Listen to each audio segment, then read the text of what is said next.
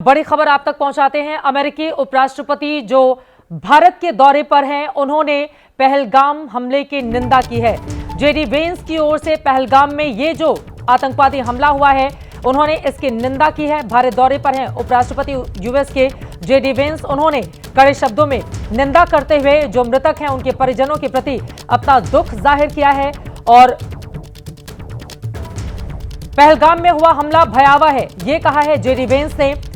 इस बारे में आशीष और ज्यादा जानकारी देंगे। आशीष, क्या खबर मिल रही है? जेडी वेंस भारत के दौरे पर हैं और पीड़ितों के प्रति संवेदनाएं उन्होंने जाहिर की हैं, प्रार्थना वो बता रहे हैं। और जैसा कि आपने जानकारी दी कि उनका आगरा का जो दौरा है फिलहाल वो अभी रद्द नहीं हुआ है। और क्या खबर, क्या जानकारी आशीष? देखिए, सुरक्षा व्यवस्था वहाँ बढ़ाई गई है, जो मैं आपको बता रहा था। सिक्योरिटी बीफअप की गई है उनके विजिट को देखते हुए। और जो आप बता रही हैं, उन्होंने अपनी तरफ से कंडेम किया इस अटैक को। मैं पढ़ देता हूं, उन्होंने अभी ट्वीट किया। प्रधानमंत्री नरेंद्र मोदी ने इस पर जो ट्वीट करके, माफ़ कीजिएगा, एक्स पर पोस्ट करके इस हादसे को, इस टेरर अटैक को कंडेम किया। उस पर उन्होंने लिखा है, उषा एंड आई, अपनी पत्नी की बात कर रहे हैं, extend our condolences to the victims of the devastating terrorist attack in Pahalgam, India. Over the past few days, we have been overcome with the beauty of this country and its people. Our thoughts and prayers are with them as they mount this horrific attack. तो उन्होंने इसको condemn किया है, भारत के साथ खड़े हैं और उन्होंने कहा है कि पूरे भारतवर्ष के लोगों के साथ हमारे थॉट्स और प्रेयर्स हैं।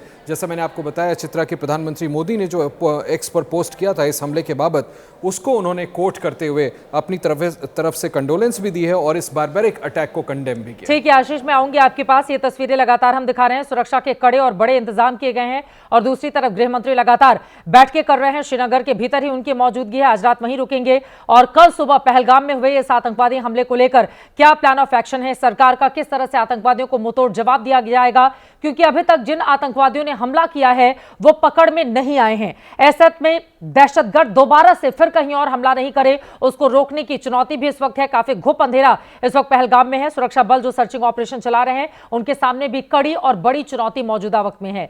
जम्मू कश्मीर के पहलगाम में यह हमला वैसे ऐसे वक्त में हुआ जब अमेरिका के उपराष्ट्रपति जेडी वेंस भारत में है, पीएम मोदी सऊदी अरब के दौरे पर हैं और अभी पिछले हफ्ते ही पाकिस्तान के सेना प्रमुख ने भारत के खिलाफ बयानबाजी की थी। सवाल यह है कि इस हमले में क्या इन तीनों घटनाओं की भी कोई भूमिका है? एक एक करके इन तीनों को डिकोड करने की कोशिश करते हैं। सबसे पहले बात अमेरिकी उपराष्ट्रपति की करेंगे, जो एक दिन पहले ही अमेरिका से भारत पहुंचे। कल दिन में वो दिल्ली के अलग अलग कार्यक्रमों में व्यस्त रहे। दिल्ली के अक्षरधाम मंदिर में कल उन्होंने परिवार के साथ पूजा अर्चना की। शाम को प्रधानमंत्री से मुलाकात किया। वेंस के तीनों बच्चे पीएम मोदी के साथ घुलते मिलते खेलते दिखे और इसके बाद अमेरिका और भारत के बीच द्विपक्षीय बातचीत हुई। दोनों देशों के बीच फाइनल डील का रोड मैप तैयार हुआ। वेंस ने पीएम मोदी को मोस्ट पॉपुलर वर्ल्ड लीडर कहा। पाकिस्तानी मीडिया में वेंस के इस भारत दौरे को लेकर कई दिनों से चर्चा चल रही थी। जिस तरह से वेंस ने एशिया में पहले दौरे के लिए भारत को चुना, वहां के एक्सपर्ट इसे पाकिस्तानी के लिए झटका मान रहे हैं। ऐसे में वेंस के दौरे की टाइमिंग और पाकिस्तान का यह हमला सवाल खड़े करता है। और सवाल इसलिए है क्योंकि पिछले हफ्ते ही पाकिस्तान के सेना प्रमुख आसिम मुनीर ने टू नेशन थ्योरी और हिंदू मुस्लिम वाला बयान देकर भड़काने की कोशिश की थी। मुनीर का वो बयान सुनिए। पाकिस्तान की कहानी अपने बच्चों को जो है आपने जरूर सुनानी है, ताकि वो पाकिस्तान की कहानी ना भूलें। Well, our forefathers they thought that we are different from the Hindus in every possible aspect of life. Our religion is different, our customs are different, our traditions are different, our thoughts are different, our ambitions are different. That was the foundation of the two nation theory that was laid there. That we are two nations, we are not one nation. एक देश का सेना प्रमुख, उसकी भाषा आपने सुन ली है। फिलहाल आर्टिकल 370 हटने के बाद जम्मू कश्मीर में विकास की गंगा लगातार बह रही थी। प्रधानमंत्री वहां कई योजनाओं का उद्घाटन और शिलान्यास करने के लिए जाने भी वाले थे। एक तरीके से देखें तो 2019 के बाद जम्मू कश्मीर में पर्यटन के उद्योग को पंख लगे। 2020 में करीब 35 लाख सैलानी जम्मू कश्मीर गए। 2021 में यह आंकड़ा बढ़कर 1 करोड़ 13 लाख हुआ।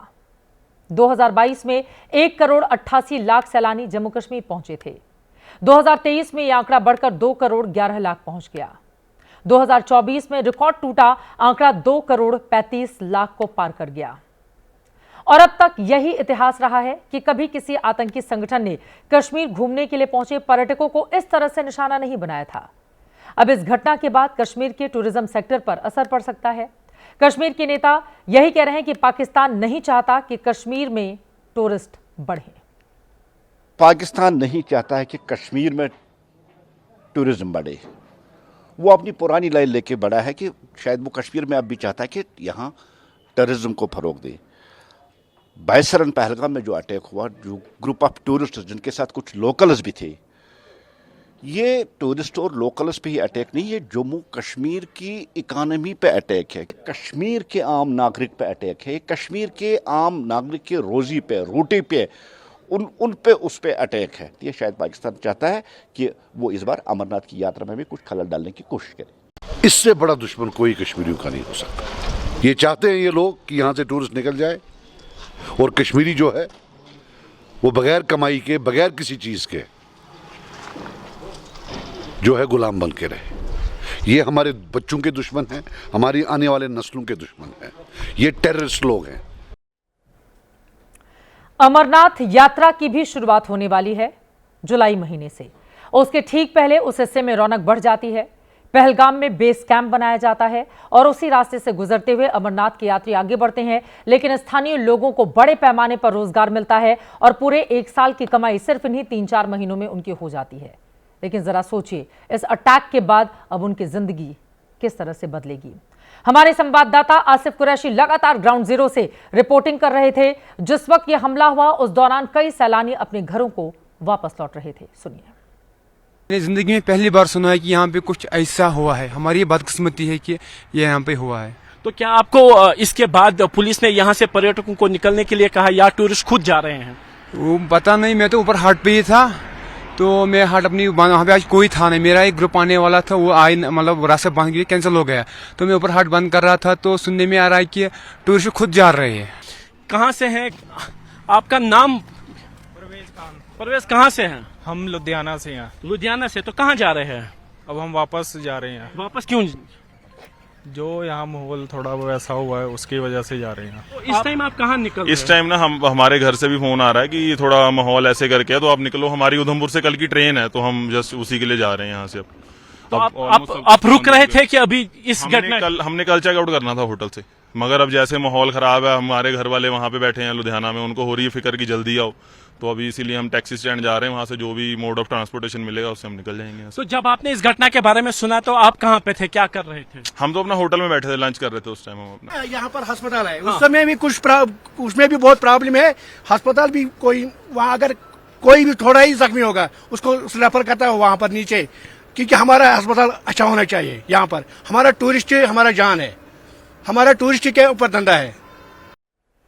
और इस वक्त की बड़ी खबर आप तक पहुंचाते हैं। कांग्रेस पार्टी की ओर से सर्वदलीय बैठक बुलाने की मांग की गई है।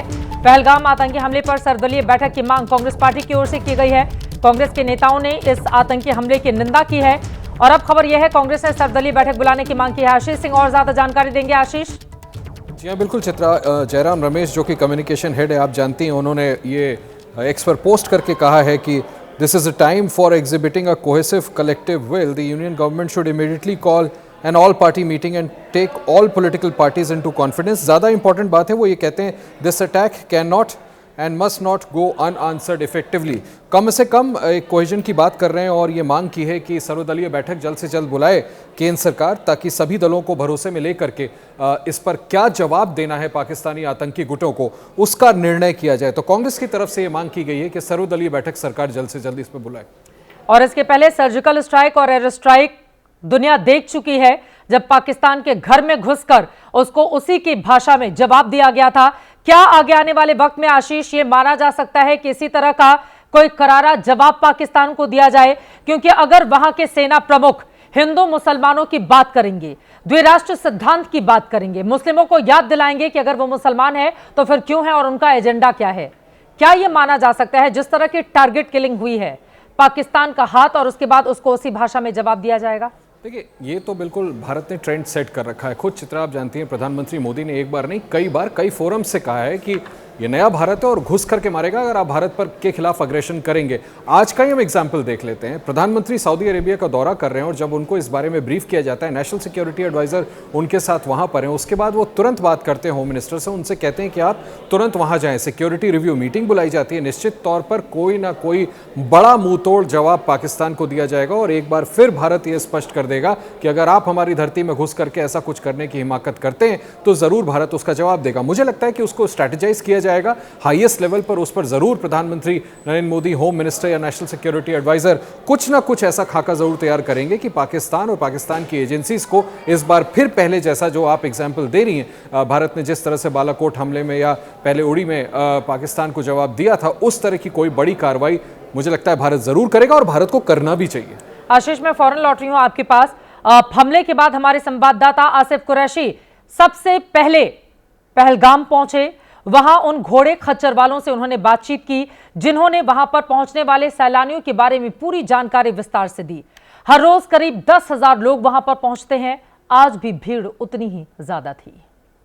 इस समय पहलगाम में खड़े हैं और पीछे जो सड़क है वो बैसरन को जाती है सड़क, जहां से अभी भी जो वहां पे घोड़े वाले पर्यटकों के साथ रहते हैं उनके आने का सिलसिला जो जारी है। लोग अपने मवेशियों को लेकर नीचे आ रहे हैं और ये वो लोग हैं जो पर्यटकों के साथ ऊपर मौजूद थे जब ये घटना घटी है। स्थानीय लोगों का कहना है कि तकरीबन 500 स्थानीय लोग उस समय उस जगह पे मौजूद थे जहां पे ये घटना घटी है और यहाँ पे इन लोग, हम कोशिश करेंगे कि इनके साथ बात करने की। आप लोग कहाँ से आ रहे हैं? आगे से आए हैं। आप लोकल हैं? जी जी, हम लोकल हैं। तो जो ऊपर बैसरन कितना दूर है, क्या सुना आपने, क्या है वहाँ पे? अभी यहाँ से वो 4 किलोमीटर दूर है, हमको वहाँ से आगे नहीं जाने दिया है, बोला है कि हालात खराब है वहाँ पे, तो हम आगे से वापस आए हैं। आप आगे से? कितने लोग आपके थे जो ऊपर थे, मौजूद थे? कितने घोड़े वाले लोग? सब लोग थे, वो सब आ गए। घोड़े